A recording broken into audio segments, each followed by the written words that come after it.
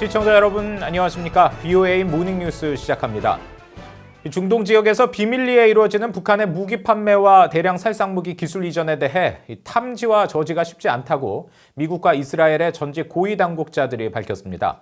따라서 중동 지역에서의 북한과 이란의 핵 협력 여부를 주의 깊게 살펴봐야 한다고 지적했습니다. 지다겸 기자가 보도합니다.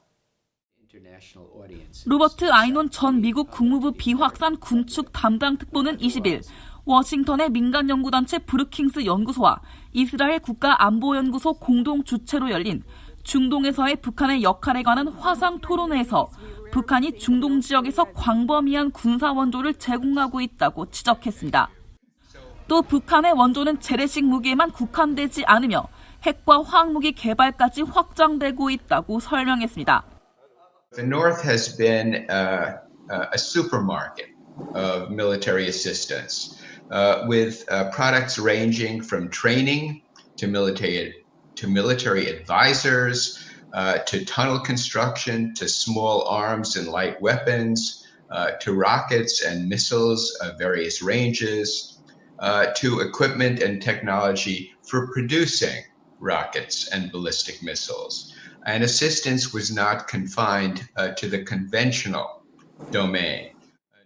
아이논 전 특보는 이어 미국이 중동 국가들의 북한의 군사장비 구입을 포기하도록 권장하거나 압박하는 접근법을 펼쳐왔지만 중동 지역 내 북한 최고 고객 일부는 이란처럼 미국이 영향력을 행사하기 어려운 나라들이기 때문에 저지가 쉽지 않다고 지적했습니다.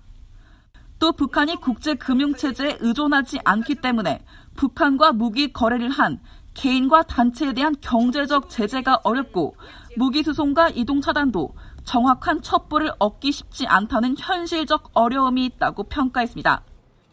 아모스 야들린 전 이스라엘군 정보국장도 이날 토론회에서 북한의 확산 활동은 중동에서 제한이 없다고 우려했습니다. 중동 지역에서 매우 은밀하게 이뤄지는 북한의 활동 중 상당 부분이 알려지지 않았다며 과거 시리아가 북한의 도움을 받아 핵무기 획득을 위한 알키바 원자로를 건설했지만 이 사실을 탐지하지 못한 사례를 통해 교훈을 얻어야 한다고 강조했습니다. 야들린 국장은 그러면서 시리아보다 탐지가 어려운 이란과 북한의 핵 협력 가능성에 주목해야 한다고 지적했습니다.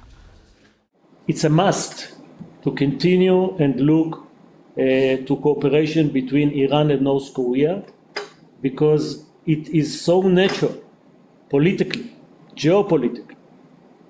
North Korea in a way is a model for Iran. How to achieve deterrence against the US, how to behave in all their rogue behavior without being punished.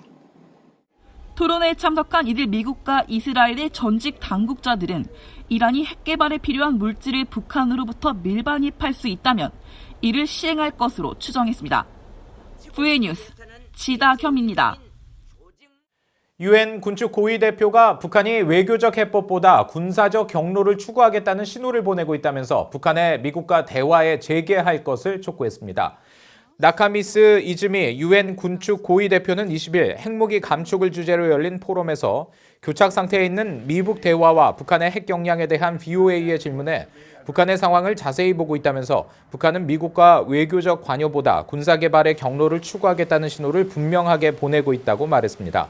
그러면서 세계는 미국과 북한의 양자 대화에 큰 희망을 갖고 있었고 양국이 대화 경로에 복귀할 것을 촉구하고 싶지만 영내 전반적인 상황은 매우 어렵다고 우려했습니다. 나카미스 대표는 현재 북한의 비핵화에 이해관계가 있는 모든 나라가 협력해 미국과 북한이 외교의 길로 복귀하도록 촉구해야 할 때라며 대화 재개를 위한 각국의 적극적인 협력을 거듭 촉구했습니다. 미국 의회와 행정부의 정책 자문을 하는 연구단체가 북한의 악성 사이버 활동에 대응하기 위해 미국과 한국 등 유관국들이 공격적 조치에 나설 필요가 있다고 제언했습니다. 미 의회 사이버 관련 위원회 소속 하원 의원은 북한이 여전히 파괴적이고 공격적인 역량에 집중 투자하고 있다고 우려를 나타냈습니다. 이조은 기자의 보도입니다.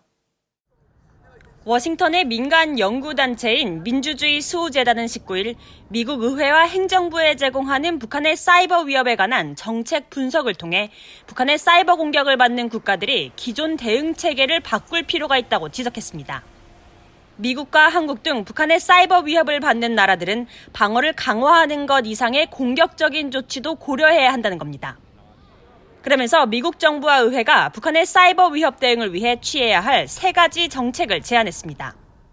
여기에는 북한의 해킹 조직과 이들의 재정을 지원하는 외부 기관에 대한 제재와 북한의 사이버 활동을 직접 지원하는 해외 기업에 대한 수사, 미국과 동맹국들이 북한 고위층을 겨냥한 사이버 정보 작전을 고려할 필요가 있다는 내용이 포함됐습니다. 특히 사이버 정보 작전의 경우 북한 내 정치, 군사 고위층의 인터넷 접근성과 의존도가 높아지고 있는 점을 활용해 북한 고위층 내 균열을 일으키고 김씨 정권의 정당성을 약화시킬 수 있는 장점이 있을 것이라고 설명했습니다. 또 북한의 사이버 활동 지원 의혹으로 수사가 필요한 해외 기업으로 러시아 국영 통신업체 트랜스텔레콤을 지목하면서 이 업체가 북한의 새로운 인터넷 접속 서비스를 제공함으로써 북한 고위층의 인터넷 활동을 돕고 있다고 지적했습니다. 이런 가운데 미 의회 산하 사이버 공간 솔라리움 위원회 소속 민주당의 짐 렌저빈 하원 의원은 19일 전략국제문제연구소 CSIS가 주최한 포럼에 참석해 북한이 여전히 파괴적이고 공격적인 사이버 역량에 집중적으로 투자하고 있다며 우려를 나타냈습니다. North Korea has invested heavily in disruptive and malign and offensive cyber capabilities, and as have Russia, China, Iran, as well as other nations. But those are the kind of the top 4 that give me the most concern.